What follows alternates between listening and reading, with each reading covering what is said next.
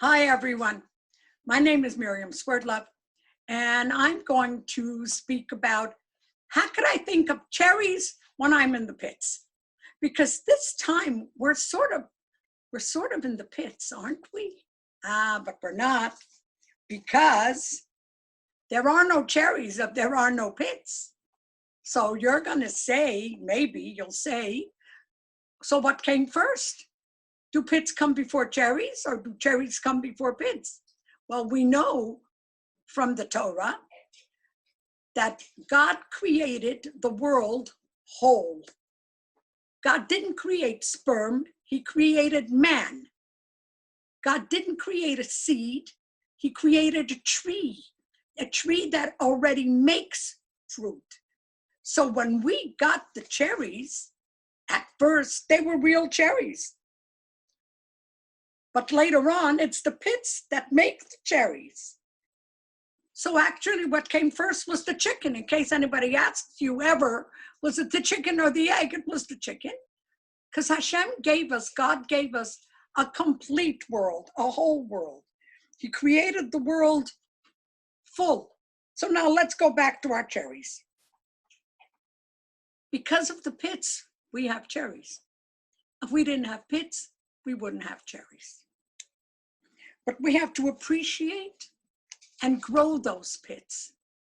We have to plant those pits.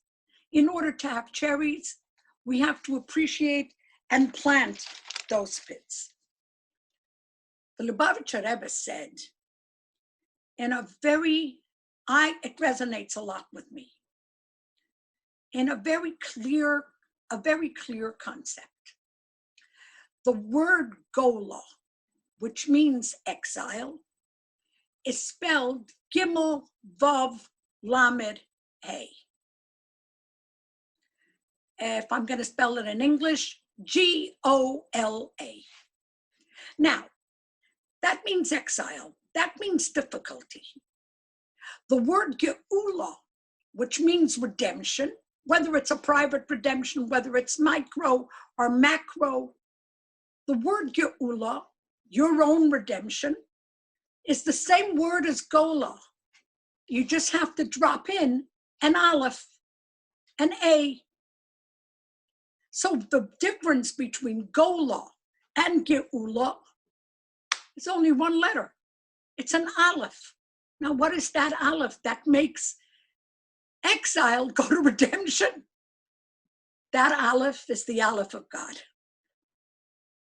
Alufo shel olam in Hebrew, or Elohim, however you want to say it. If you put God into the exile, into whatever is breaking you, if you realize that this comes from him and it's not something that you did, it's Hashem's, he's the one that's doing it, then that's your personal redemption. It's not your fault. There was no fault. It's not your fault. So going from exile to redemption is just the concept of Hashem, of God. I have a song that I'm not going to sing it. I'd like to talk to you, poem it to you. It's a wonderful, wonderful song talking about how we could get ourselves and how we get ourselves out of exile, who we are, what we are, and how we always get ourselves out of exile, out of to redemption, to our private redemption.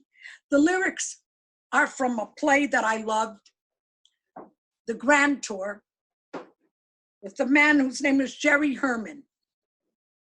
And I'm going to do the best I could not to sing this. I'll be here tomorrow, alive and well and thriving. I'll be here tomorrow. It's simply called surviving. If before the dawn this fragile world might crack, somebody's got to try to put the pieces back. So from beneath the rubble, you'll hear a little voice say, life is worth the trouble. Have you a better choice? So let the skeptics say tonight, we're dead and gone. I'll be here tomorrow, simply going on. Isn't that incredible? Because you have to get yourself up. You have to recognize the pit, and that pit is really a cherry. It's going to be a cherry.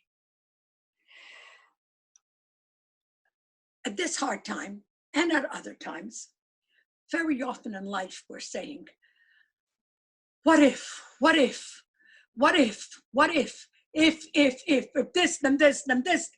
No. Let's take that concept. Let's take the word life, L-I-F-E. There's an if in the middle of it. Regular life is what if, if. Now let's take the Hebrew word for life. That's Chaim. Ches, Yud, Yud, Mem. What's the center of the word Chaim? Hashem's name. So if we connect to Hashem in our life, in our head, then we will realize that the pits are cherries. They will be cherries. Right now they look like pits. But if we plant them, and if we water them, and if we nurture them, and if we do what we're supposed to, they will become cherries, hopefully. There was once a rabbi whose name was Reb Meir of Prebishlan. He used to go every morning to the mikveh, to the ritual bath, down a very, very steep mountain made of ice. The mountain was totally covered by ice, and he never fell. There were once two fellows who didn't like him all that much and wanted to see what happens. How come he's not falling? And so they followed him. And as they started down the mountain, they went falling all the way down, like Jack and Jill went up the hill. Yeah. And then they said to him, Rabbi, how come you didn't fall? And he said these very famous words in Yiddish, and I'll translate. As mi halt sich on auf eben, fällt man nicht auf unten. If you're connected on top, you don't fall at the bottom. We need to be connected. Listen, some of us are connected and we fall anyhow, because that's the way it is. So we have to get up and do it again. That's what it is. Get up and do it again. Get up and do it again. Get up and do it again. There's no such thing as over. Get up and do it again. I know about myself and my life. Every time I've fallen, and it's been many, many times, I said to myself, okay, this time, yeah. Get up, shake yourself off, and start again. Because the answer to everything is within us. The same way as the pit is on the inside of the cherry, the answer to our life is not on the outside. You know how people say, reach out, reach out. We don't say reach out. I don't say reach out. Reach in. The answer is inside of you. And so, to rephrase the topic of this, we're in pits, right? But that means that there are going to be cherries. Thank you for listening. I hope you enjoyed it. Bye. Signing off.